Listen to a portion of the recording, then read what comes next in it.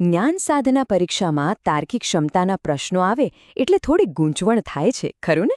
પણ ચિંતા ના કરશો, આજે આપણે સાથે મળીને આ કોયડાઓને એકદમ સરળ રીતે ઉકેલવાના છીએ, સ્ટેપ બાય સ્ટેપ, જેથી પરીક્ષામાં બધું જ સહેલું લાગે. તો ચાલો શરૂ કરીએ. આજે આપણે 4 અલગ અલગ પ્રકારના તાર્કિક પ્રશ્નો જોવાના છીએ.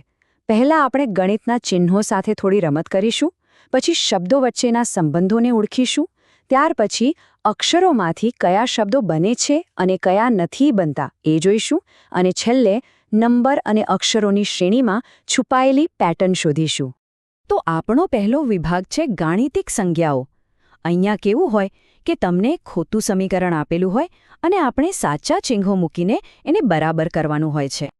ઓકે, તો આપણો પહેલો સવાલ આ રહ્યો. સમીકરણ છે 18 બરાબર 3 વત્તા 43 અને પછી એક નિશાન છે અને 11. હવે જોતાં જ લાગે છે કે આ સમીકરણ ખોટું છે. તો વિચારો, આપેલા વિકલ્પોમાંથી કયા ચિહ્નો અહીંયા બરાબર ફિટ થશે? ચાલો આને ઉકેલીએ. જો આપણે પહેલો જ વિકલ્પ લઈએ તો એમાં કહ્યું છે કે બરાબરની જગ્યાએ ગુણ્યા મૂકો અને વત્તાની જગ્યાએ બરાબર મૂકો. તો આપણું નવું સમીકરણ શું બનશે? 18 ગુણ્યા 3 બરાબર 43 વત્તા 11. હવે બંને બાજુ ચેક કરીએ. 18 તરી 54 અને 43 વત્તા 11 પણ 54. વાહ, બંને બાજુ સરખી થઈ ગઈ. એનો મતલબ કે આપણો જવાબ સાચો છે. ચાલો એ જ રીતે આ બીજો પ્રશ્ન પણ જોઈએ. અહીં આપણને આપ્યું છે 6 ઓછા 3 બરાબર 12/6. ફરીથી આપણે આ સમીકરણને સાચું બનાવવા માટે સાચા ચિહ્નો ગોતવાના છે. અને જુઓ તો, અહીંયા પણ પહેલો જ વિકલ્પ કામ કરી ગયો. ચિહ્નો બદલીએ તો સમીકરણ બની છે 6 ગુણ્યા 3 બરાબર 12 વત્તા 6, એટલે કે 18 બરાબર 18.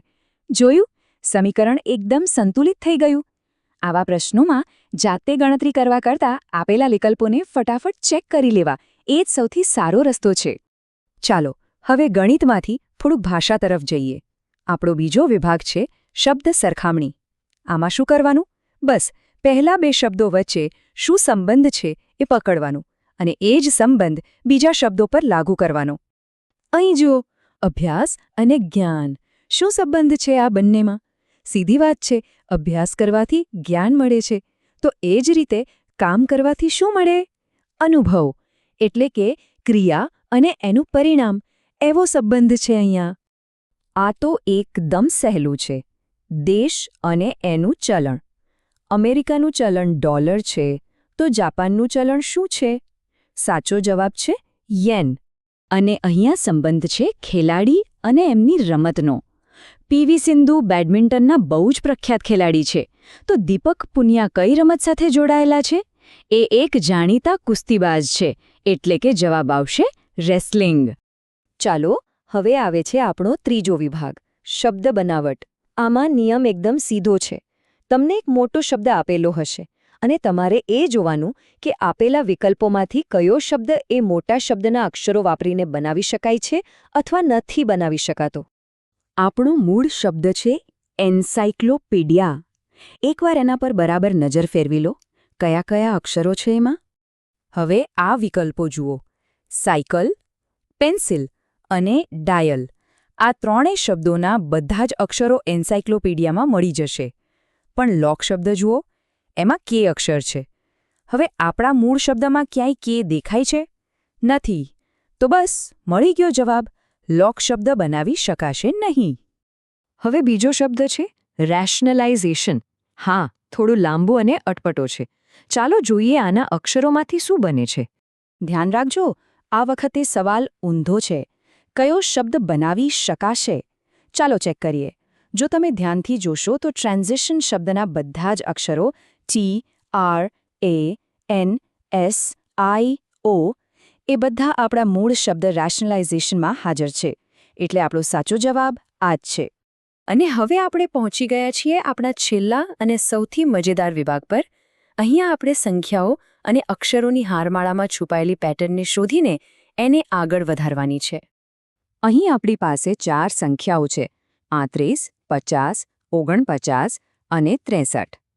આમાંથી 3 સંખ્યાઓ એક જ ગ્રુપની છે અને એક સંખ્યા અલગ છે. શું લાગે છે, કઈ સંખ્યા અલગ છે? આનો જવાબ એકદમ સરળ છે. અહીંયા પેટર્ન છે 7ના ઘડિયાની. 35, 49 અને 63 આ ત્રણેય સંખ્યાઓને 7 વડે ભાગી શકાય છે. પણ 50 એ 7ના ઘડિયામાં નથી આવતી, એટલે 50 આ જૂથમાંથી અલગ પડે છે. અને આ રહ્યો આપણો છેલ્લો પડકાર. આ શ્રેણીમાં જુઓ, સંખ્યા પણ છે અને અક્ષર પણ છે. 3F, 6G, 11I, 18L. તો આના પછી શું આવશે? ગભરાશો નહીં, ચાલો આને 2 ટુકડામાં સમજીએ. પહેલાં આપણે ફક્ત સંખ્યાઓ પર ધ્યાન આપીએ.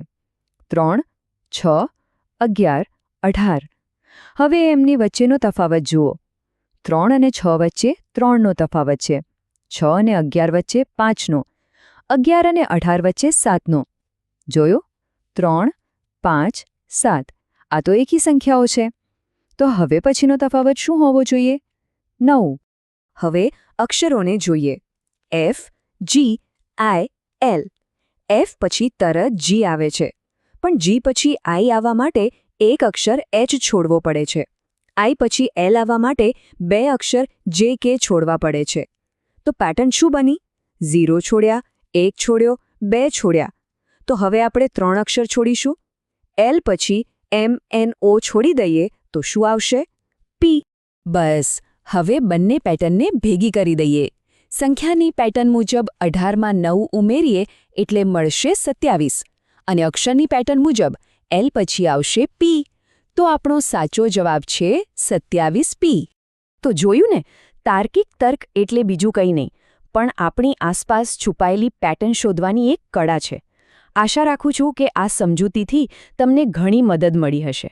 હવે વિચારજો, તમે તમારી આસપાસ કઈ નવી પેટર્ન શોધી શકો છો?